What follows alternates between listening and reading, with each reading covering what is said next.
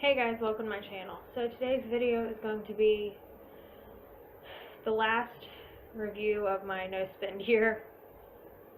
I did a 6-month review in June, and I will link that somewhere in the cards here. I'm going to kind of go through why I did the no spend year, the results I had, and how I did it. That way if you want to do it too, you can.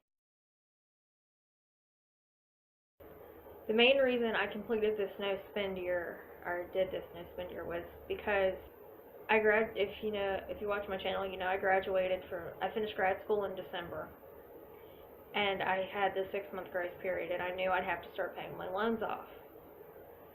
So I figured, and I kind of overspent last year too, not thinking in my head, hey stupid, you have to pay loans off now. What I did in January, I said, okay, you're not spending any money this year, because the money I was spending needed to be saved to pay for my loan. And then I ended up leaving my job completely, and the job that was supposed to be a surefire thing I was in automatically, ended up, that job was no longer available. I had interviewed, I had done everything, and the next thing I know, I'm being told this job no longer exists. And I left my other job before. I shouldn't have left my other job, I will completely admit that. But I was getting sick and tired of being in the environment I was in, so I left.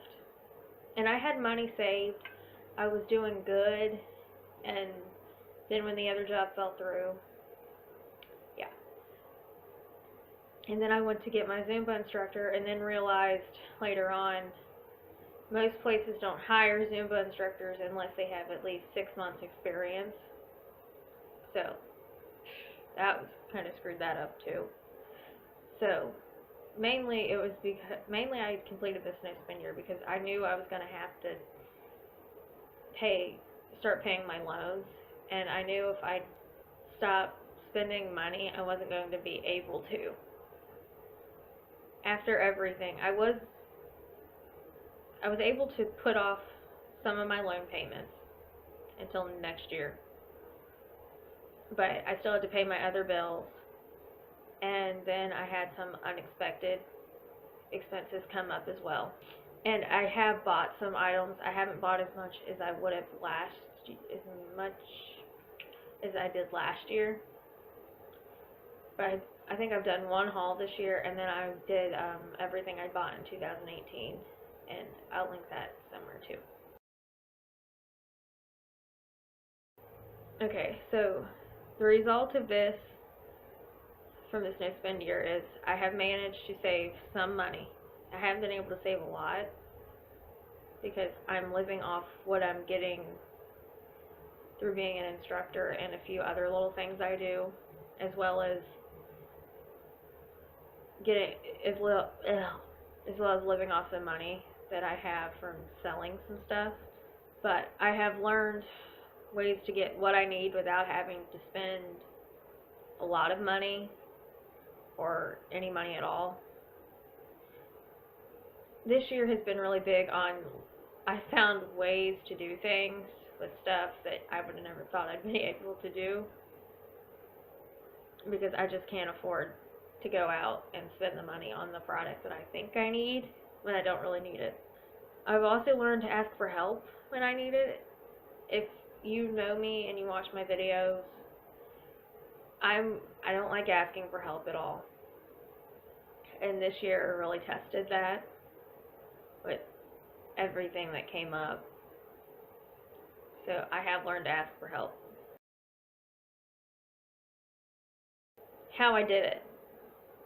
Basically, in January last year, I had planned out all the expenses I was expecting this year, and I put that money aside, well, at least as much money as I possibly could aside.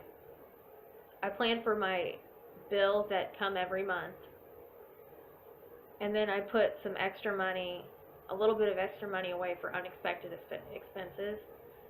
However, I did not think I would have as many unexpected expenses, so that money went quick.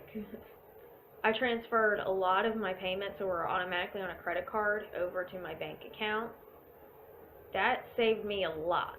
And then I froze my credit card. And I'm telling you this one right now, if you can transfer everything off of your credit card into your bank account to automatically come out, do that. And then freeze your credit card if all possible, because that's what saved my ass. With freezing my credit card, I was not able to use it. It was basically like I didn't have that card anymore. And then another thing is I didn't buy anything that I did not need. So, like if I went to the store and I saw a pair of shoes that I didn't need, I didn't buy them. If I went to the store and I saw a pair of jeans that I wanted but knew I was not going to wear it, I didn't buy them. Basically, the only things I bought were stuff I use and stuff that I had to have. And no, I'm not saying I took out, and I did keep money for food and my medication in there. Those expenses were not even, those expenses had to be counted, because you can live off your parents if you want. I don't like doing that. I hate it enough that I live with them. So I feel guilty enough when I have to ask for help. So I chose not to live off of somebody as much as I possibly could.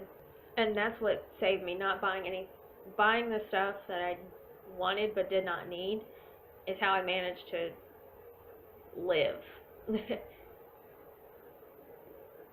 Because if I would have been buying the stuff I didn't need, I would have been out of money in March. And then I sold what I could.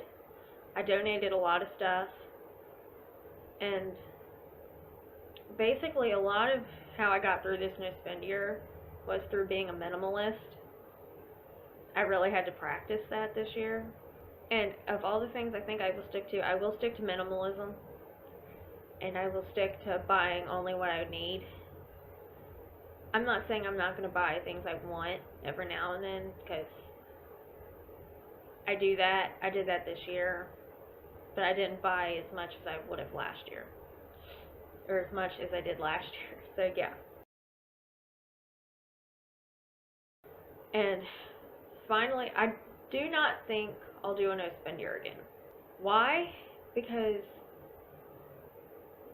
12 months of not being able to spend money is a pain, because you have to constantly remind yourself, no, you don't need this, no, you don't need that. And then when you do need something, in a weird way, after not buying so much for so long, when I did need something, I couldn't talk my brain into actually buying it.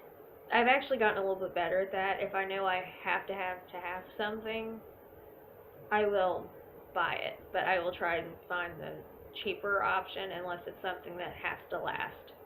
I think I will complete no spend months here and there, but no spend years I just don't think I'm going to do anymore. And if I do decide to complete another no spend year later on, I think I will plan it better. But then again, you can only plan for so much. It's like I was saying about the job.